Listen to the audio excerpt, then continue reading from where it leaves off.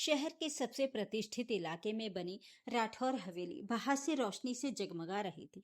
रंग बिरंगी झालरें, ताजे गुलाबों की महक और शहनाई की गूंज से पूरा माहौल शादी के जश्न में डूबा हुआ था। रिश्तेदार खुश थे, मेहमान मुस्कुरा रहे थे, लेकिन इस आलीशान हवेली के सबसे बड़े और भव्य कमरे के अंदर एक गहरा दम घोटने वाला सन्नाटा पसरा हुआ था। कमरे के बीचों बीच फूलों से सजे बड़े से बिस्तर के कोने पर लाल बनारसी साड़ी और भारी गहनों में लिपटी अवनी बैठी थी। उसका घूंघट उसके चेहरे को छुपाए हुए था, लेकिन घूंघट के पीछे उसकी धड़कनें किसी बेकाबू लहर की तरह तेज चल रही थी। आज उसकी जिंदगी का सबसे बड़ा दिन था। उसने बचपन से जिस लड़की के सपने देखे थे, जिसे अपने दिल के मंदिर में भगवान की तरह पूजा था, आज वो आनंद राठौर उसका पति बन चुका था। अवनी के हाथ में कांच के गिलास में गर्म केसरिया दूध था, जिसकी गर्मी उसके कांपते हाथों में साफ महसूस हो रही थी। वो मन ही मन ईश्वर का शुक्रिया अदा कर रही थी कि उसकी बरसों की दुआ कबूल हो गई थी। तभी बेडरूम का भारी सागौन का दरवाजा एक झटके से खुला। आनंद कमरे में दाखिल हुआ। उसने अपनी नीली शेरवानी के बटन ढीले किए और अपनी घड़ी उतारकर सामने शीशे की मेज पर लगभग पटकते हुए रखी। उसकी आंखों में शादी की कोई खुशी नहीं थी, ना ही अपनी दुल्हन के लिए कोई नरमी। उसकी आंखों में सिर्फ एक अजीब सा खालीपन, कड़वाहट और गुस्सा उबल रहा था। उसने मुड़कर बिस्तर पर बैठी अवनी को देखा। आनंद की आवाज में बर्फ जैसी ठंडक थी जब वो बोला, इस नौटंकी को बंद करो अवनी, और ये घूंघट हटाओ, यहाँ कोई दर्शक नहीं बैठा है। अवनी का दिल एक पल के लिए जैसे धड़कना भूल गया। उसने बहुत धीरे से अपने कांपते हाथों से घूंघट को पीछे किया। उसकी बड़ी बड़ी मासूम आंखों में आनंद का चेहरा देखने की लालसा थी, लेकिन आनंद के चेहरे पर फैली नफरत को देखकर उसकी आंखें सहम गईं। आनंद जी, अवनी के होठों से बस इतना ही निकला। मुझे आनंद जी कहकर पुकारने की कोई जरूरत नहीं है। आनंद ने रूखे स्वर में उसकी बात बीच में ही काट दी। उसने अवनी के हाथ से दूध का गिलास लिया और बिना देखे उसे साइड टेबल पर रख दिया। फिर वो अवनी के एकदम करीब झुका और उसकी आंखों में आंखें डालकर बोला, तुम अच्छी तरह जानती हो कि ये शादी मेरी मर्जी से नहीं हुई है। मेरी माँ की गिरती सेहत और उनकी दी हुई कसम की वजह से मुझे तुम्हारे साथ फेरे लेने पड़े हैं। लेकिन एक बात अपने इस छोटे से दिमाग में अच्छी तरह बिठा लो, ये लाल जोड़ा, ये सिंदूर और ये मंगलसूत्र तुम्हें इस घर की बहू तो बना सकता है, लेकिन मेरे दिल में तुम्हारे लिए कभी कोई जगह नहीं बन सकती। मेरे लिए तुम आज भी एक अजनबी हो और हमेशा एक अनचाही पत्नी ही रहोगी। अवनी के कांपते होठों से एक भी शब्द नहीं निकला। आंखों से आंसुओं की दो मोटी बूंदें ढलक कर उसके गालों पर होते हुए उसके लाल जोड़े पर गिर पड़ीं। उसने तो आनंद से सिर्फ थोड़ा सा प्यार और सम्मान चाहा था, लेकिन शादी की पहली ही रात उसे नफरत का ये कड़वा घूंट पीना पड़ा। क्या मैं इतनी बुरी हूँ आनंद जी? मैंने तो कभी। अवनी की आवाज रूंध गई। तुम बुरी हो या अच्छी, मुझे इससे कोई फर्क नहीं पड़ता, आनंद ने कठोरता से कहा। उसने सोफे से एक तकिया और चादर उठाई। तुम्हारे साथ एक कमरे में रहना मेरी मजबूरी है ताकि माँ को शक ना हो, लेकिन तुम्हारे साथ कोई रिश्ता निभाना मेरी मजबूरी नहीं है। इस बिस्तर पर तुम सोओगी और मैं सोफे पर। मेरी जिंदगी में दखल देने की कोशिश कभी मत करना। आनंद सोफे पर जाकर लेट गया और अवनी की तरफ पीठ कर ली। कमरे की बत्ती बुझा दी गई। मध्यम नाइट लैंप की रोशनी में अवनी अकेली बिस्तर पर बैठी रही। बाहर मूसलाधार बारिश शुरू हो चुकी थी।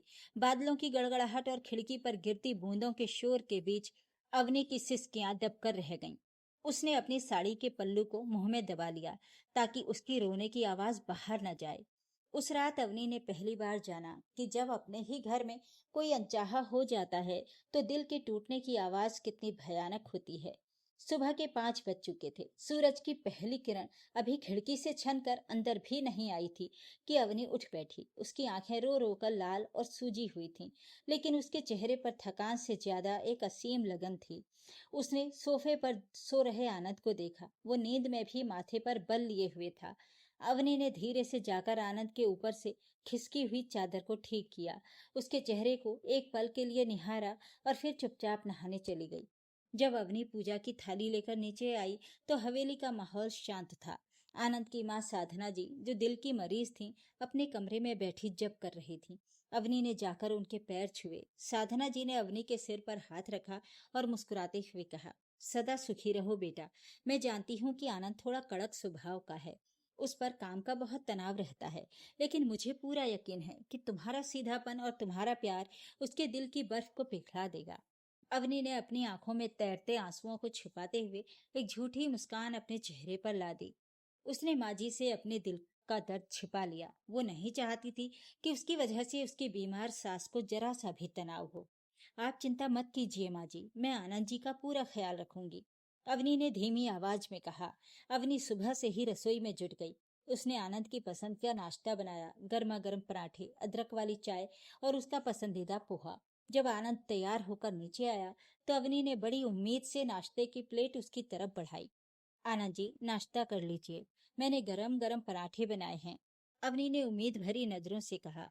आनंद ने अवनी की तरफ देखा तक नहीं। उसने अपनी घड़ी बांधी, दफ्तर की फाइल उठाई और रूखे स्वर में बोला, मुझे दफ्तर के लिए देर हो रही है और वैसे भी मुझे घर पर नाश्ता करने की आदत नहीं है।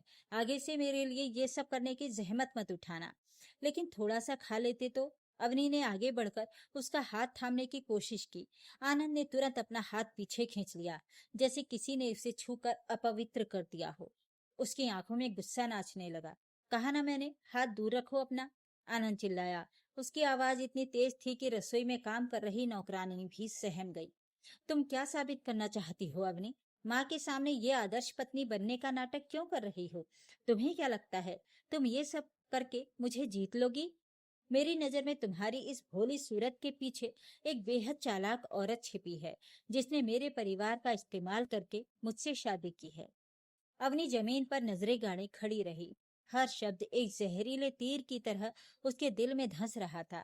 वो ये समझ ही नहीं पा रही थी कि आनंद आखिरकार उससे इतनी कड़वाहट के साथ बात क्यों करता है। उसने कभी आनंद या उसके परिवार का बुरा नहीं चाहा था। आनंद बिना नाश्ता किए दरवाजा जोर से पटकते हुए बाहर निकल गया। अवनी वहीं टेबल के पास बैठ गई और उसकी आंखों से आंसुओं का सैलाब बह निकला।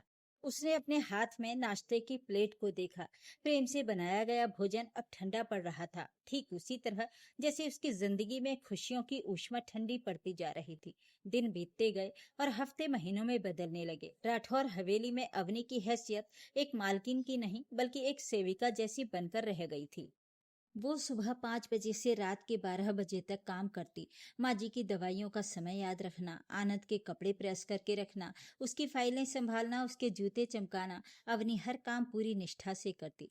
लेकिन आनंद जब भी घर आता वो या तो अवनी को पूरी तरह नजरअंदाज कर देता या फिर किसी न किसी बात पर उस पर अपना गुस्सा निकालता। अगर कभी सब्जी में नमक थोड़ा कम होता तो आनंद खाना छोड़कर उठ जाता और कह देता कि जिस औरत का मन ही कड़वाहट से भरा हो उसके हाथ का खाना स्वादिष्ट कैसे हो सकता है।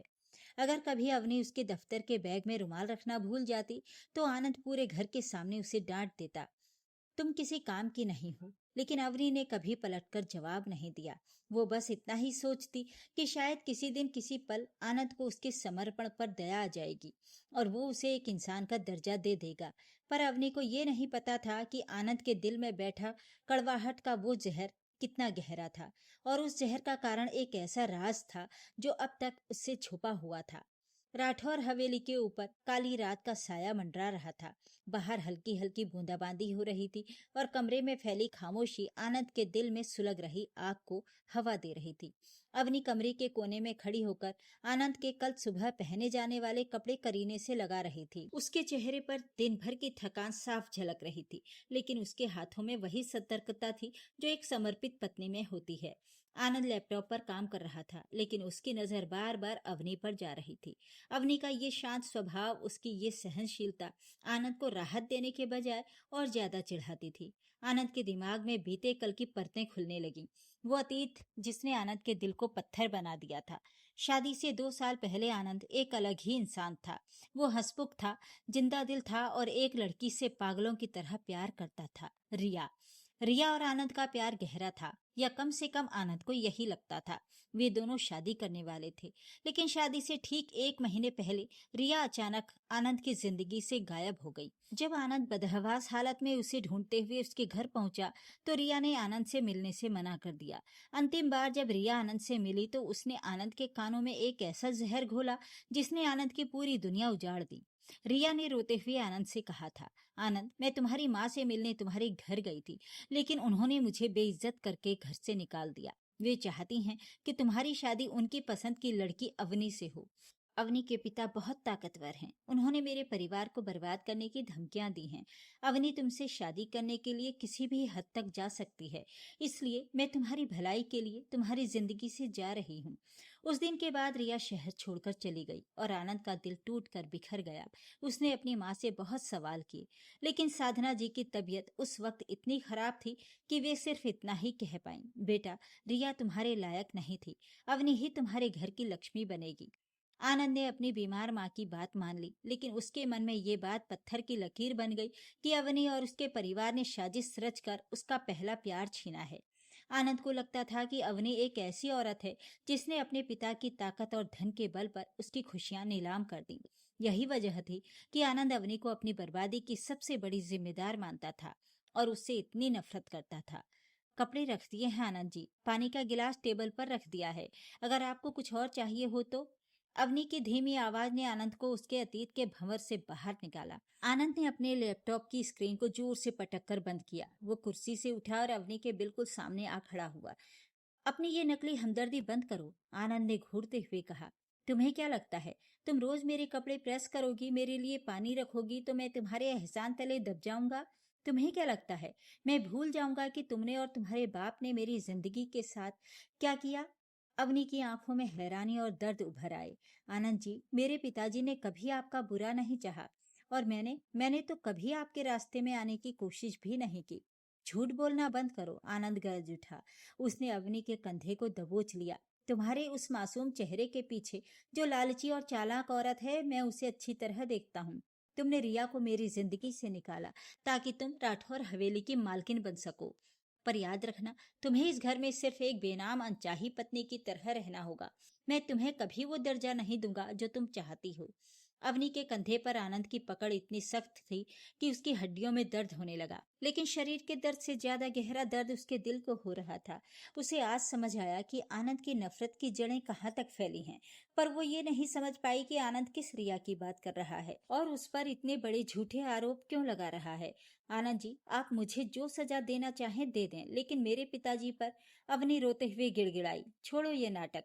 आनंद ने झटका देकर अवनी को दूर धकेला। अवनी का संतुलन बिगड़ा और वो सोफे के नुकीले किनारे से जा टकराई। उसकी कमर में तेज दर्द का झटका लगा और वो जमीन पर गिर पड़ी। आनंद ने एक पल के लिए अवनी को जमीन पर तड़पते देखा। उसके मन में हल्का सा संकोच जागा, लेकिन अगले ही पल अपने अतीत के कड़वे एहसास ने उस संकोच को दबा दिया। आनंद बिना कुछ कहे कमरे की बत्ती बुझाकर सोफे पर जा लेटा। अवनी वहीं जमीन पर पड़ी रही। दर्द से उसकी आंखें बंद हो रही थी, लेकिन आंसुओं की धारा रुक नहीं रही थी। उसने मन ही मन ईश्वर से पूछा, हे ईश्वर, जिस पाप को मैंने कभी किया ही नहीं, उसकी सजा मुझे कब तक भुगतनी होगी?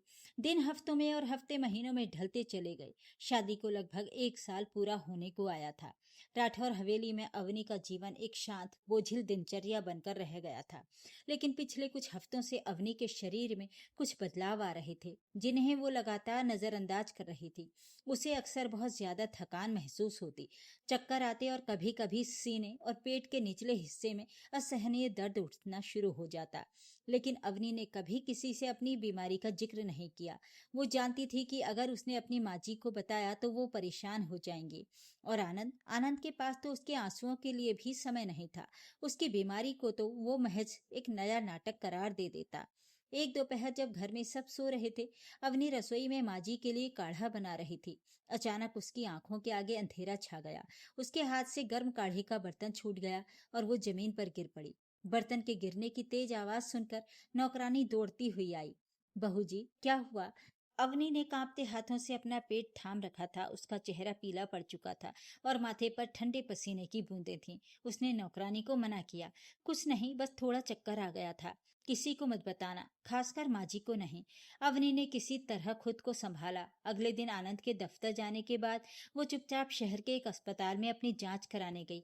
अस्पताल की गंध और चारों तरफ का माहौल अवनी के दिल में अजीब सा डर पैदा कर रहे थे। डॉक्टर नीलम, जो एक वरिष्ठ महिला डॉक्टर थी, ने अवनी की कई रिपोर्टें देखी और फिर चश्मा उतारकर अवनी की तरफ बेहद गंभीर नजरों से देखा। अवनी जी, क्या आपके परिवार से कोई आपके साथ आया है? डॉक्टर ने पूछा। अवनी ने धीरे से सिर हिलाया। नहीं डॉक्टर साहब, मैं अकेली आई हूँ। आप मुझे सच बता दीजिए, मुझे क्या हुआ है? डॉक्टर नीलम ने एक लंबी सांस ली। अवनी जी, मुझे ये बताते हुए बहुत दुख हो रहा है, लेकिन आपकी रिपोर्ट बहुत खराब है। आपको एडवांस्ड स्टेज का गर्भाशय का कैंसर है और ये बीमारी काफी फैल चुकी है। ये अंतिम चरण में पहुंच चुका है। अवनी के कानों में सन्नाटा छा गया। उसे लगा जैसे डॉक्टर की आवाज बहुत दूर से आ रही हो। कैंसर? अंतिम चरण? डॉक्टर, मेरे पास कितना वक्त है? अवनी की आवाज में एक अजीब सी शांति थी, जैसे उसने अपनी नियति को स्वीकार कर लिया हो। अगर हम तुरंत इलाज और कीमोथेरेपी शुरू करते हैं, तब भी शायद 6 से 8 महीने। स्थिति बहुत नाजुक है अवनी जी। आपको तुरंत अपने पति या परिवार को यहाँ बुलाना चाहिए। डॉक्टर ने चिंतित होकर कहा।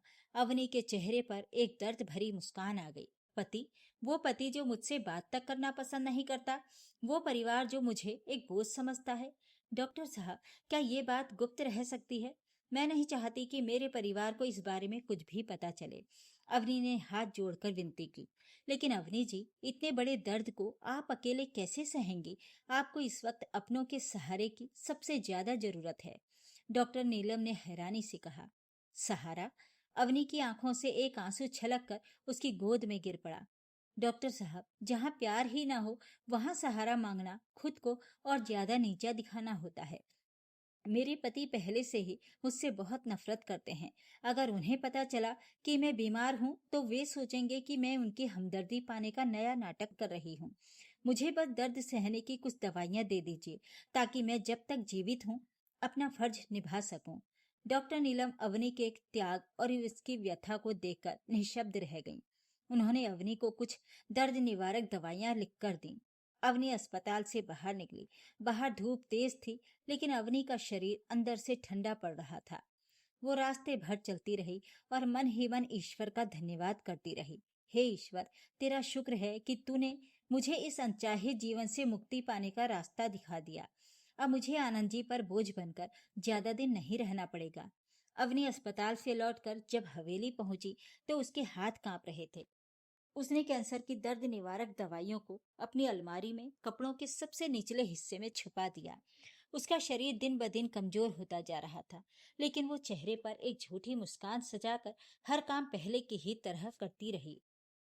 आनंद जब भी उस पर चिल्लाता, वो बस शांति से उसकी बातें सुन लेती।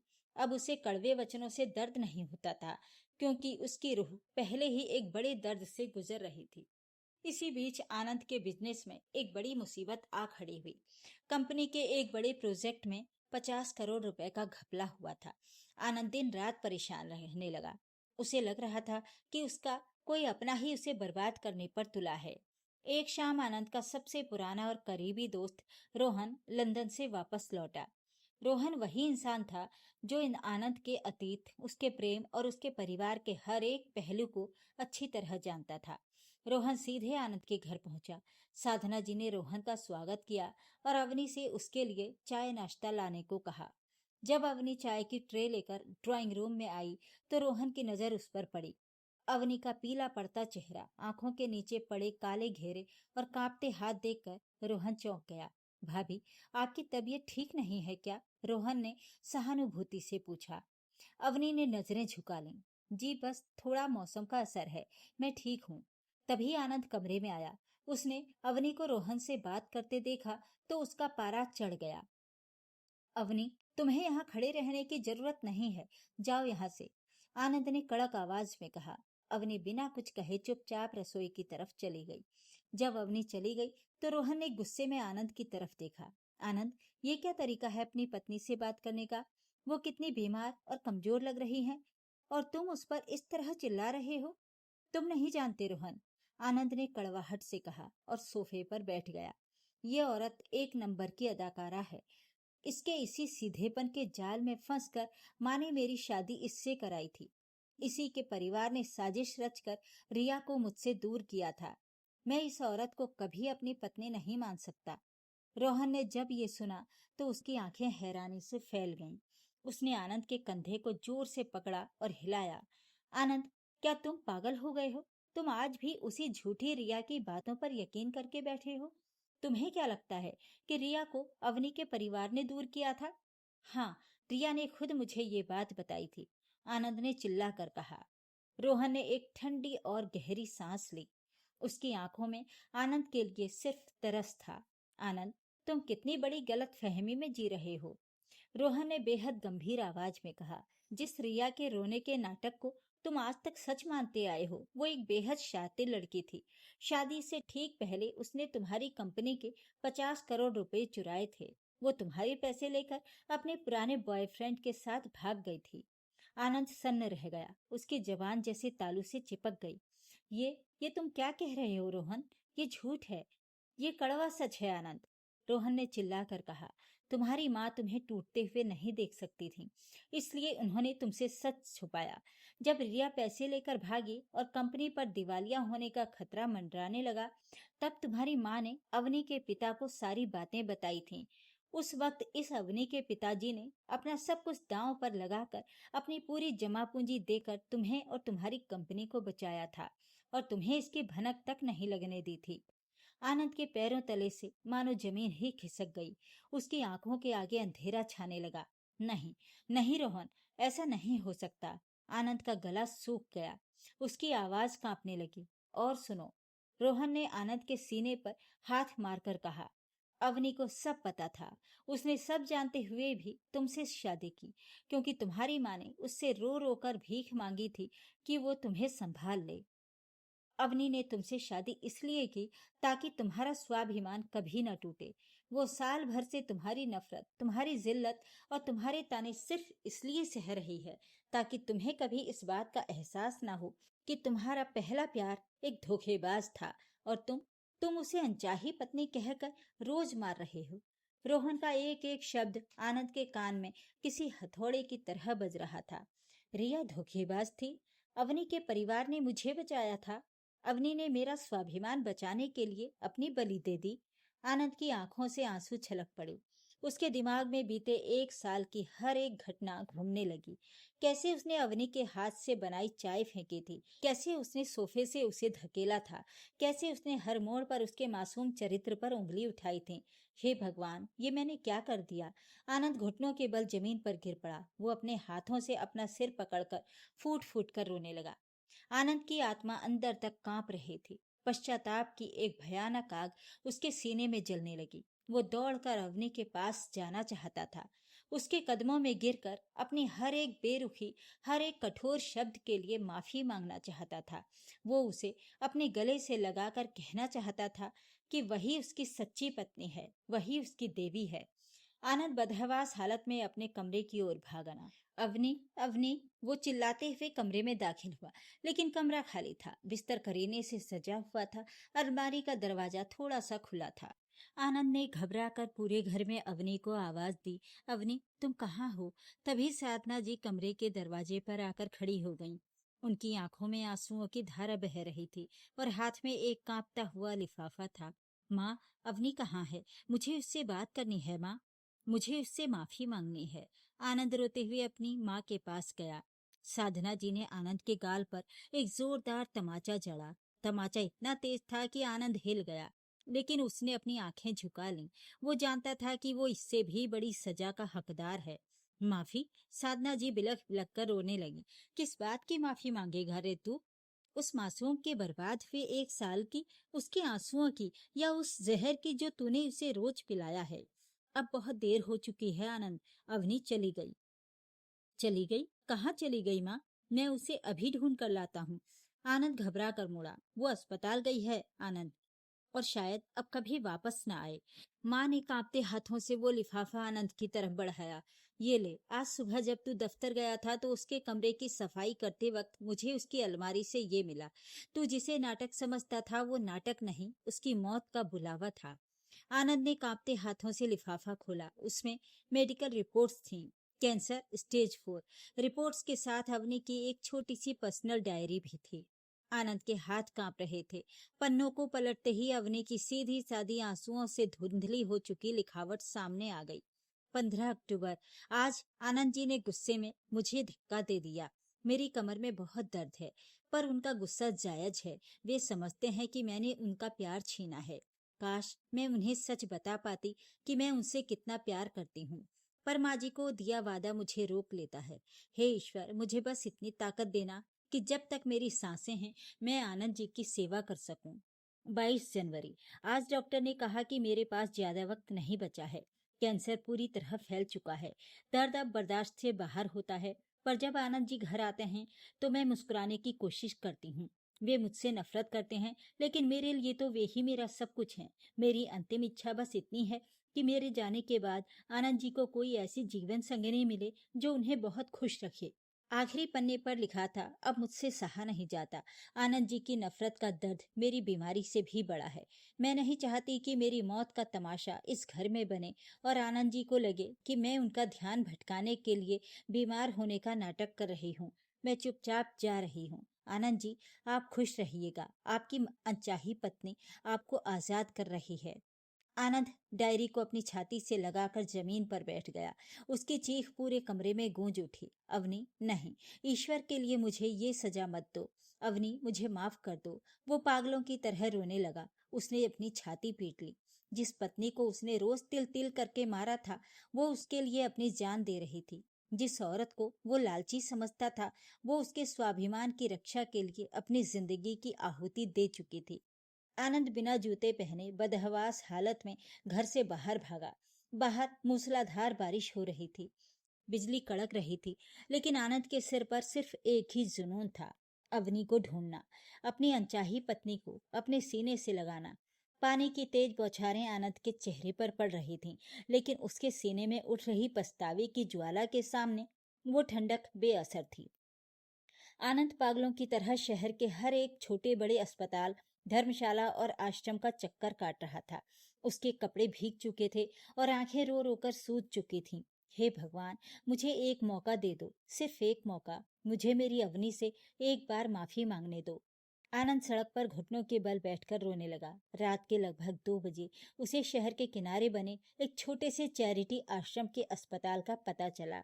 आनंद बदहवास हालत में अपनी गाड़ी से उतरा और अस्पताल के गलियारे में भागता हुआ पहुंचा। गंदे मध्यम रोशनी वाले एक छोटे से कमरे के बाहर डॉक्टर नीलम खड़ी थी। आनंद को इस तरह बदहवास और भीगे कपड़ों में देखकर डॉक्टर समझ गई कि ये कौन है। डॉक्टर साहब, अवनी, अवनी राठौर यहाँ है क्या? मेरी पत्नी। आनंद की आवाज हाँफ रही थी, आंखें गिड़गिड़ा रही थीं। डॉक्टर नीलम ने एक दुख भरी नजर आनंद पर डाली और भारी आवाज में बोली, आप बहुत देर से आए हैं आनंद जी। वे अंदर हैं, लेकिन उनके पास अब ज्यादा वक्त नहीं बचा है। उनकी हालत बहुत नाजुक है। आनंद का दिल बैठ गया। उसने कांपते हाथों से कमरे का दरवाजा धकेला। कमरे के अंदर एक साधारण से बेड पर अवनी लेटी हुई थी। उसका शरीर इतना कमजोर हो चुका था कि हड्डियों का ढांचा सा लग रही थी। उसका पीला पड़ा चेहरा, सूखी हुई रंगत और चेहरे पर लगा ऑक्सीजन मास्क उसकी अंतिम घड़ियों की गवाही दे रहा था। हार्ट मॉनिटर की बीप बीप की आवाज कमरे की खामोशी को चीर रही थी। आनंद दौड़कर उसके पलंग के पास घुटनों के बल बैठ गया। उसने अवनी के ठंडे और बेजान हाथों को उठाकर अपने कांपते हाथों में ले लिया और उन्हें अपने चेहरे, अपनी आंखों और माथे से लगा लिया। अवनी, मेरी अवनी। आनंद का गला रूंध गया। आंसुओं का सैलाब अवनी के हाथों पर गिरने लगा। अवनी ने बहुत मुश्किल से अपनी भारी होती पलकें उठाई। धुंधली नजरों से उसने अपने सामने आनंद को देखा। वही आनंद जिसके एक दीदार के लिए वो तरसती थी, वही आनंद जिससे उसने बेपनाह मोहब्बत की थी।